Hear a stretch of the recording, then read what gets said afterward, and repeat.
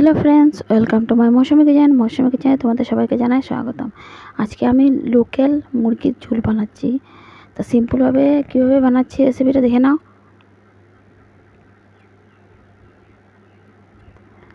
মাংসটাকে ধুয়ে নিয়ে এসেছি। এখন ওর মধ্যে দিয়ে দিলাম 1 চামচ হলুদের গুঁড়ো, 1 চামচ জিরের গুঁড়ো, 1 চামচ শুকনো লঙ্কার গুঁড়ো, আর দিয়ে দিলাম নুন আধা চামচ,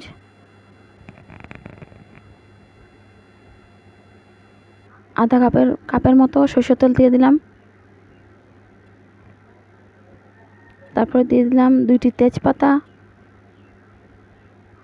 তারপর টুকরো করা টমেটো দিয়ে দিলাম, কেটে রাখা পেঁয়াজের টুকরোগুলো দিয়ে দিলাম, পেস্ট করা আদা রসুন পেঁয়াজ বাটাগুলো দিয়ে দিলাম। দিয়ে ভালো করে মিক্সড করে নেব। মিক্সড করে অল্প সময়ের জন্য ঢেকে রেখে দেব। তারপরে এখানে কড়াইয়ের মধ্যে তেল দিয়ে কড়াই বসিয়ে দিলাম। তেলটা গরম হয়ে গিয়েছে। এখন আলুগুলোকে ছেড়ে দিলাম। আলুগুলোকে ভালো করে লাল করে ভেজে নেব। লাল হয়ে গিয়েছে, এখন নামিয়ে নেব।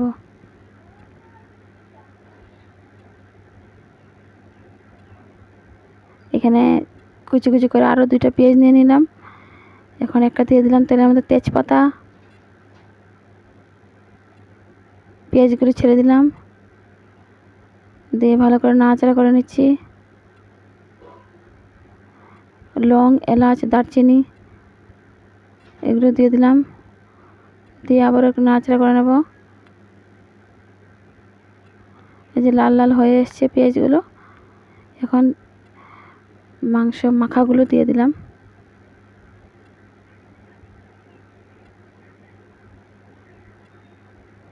ভালো করে কষানো হয়ে গিয়েছে। এখন আলুগুলো দিয়ে দিলাম।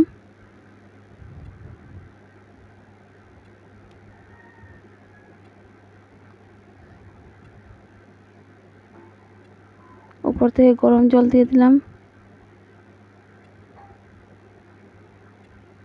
দিয়ে ভালো করে নাড়াচাড়া করে নিচ্ছি। এখন 15-20 মিনিটের জন্য ঢেকে রেখে দেব। আবারও আসছি পরে।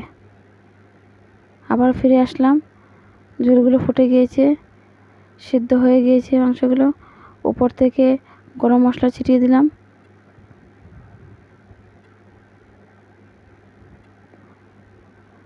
অল্পখানি ঘি দিয়ে দিলাম। দিয়ে ভালো করে নাড়াচাড়া করে নামিয়ে নেব। তাহলে দেখে নাও সিম্পলভাবে দেশি মুরগির ঝোল কীভাবে হয়েছে।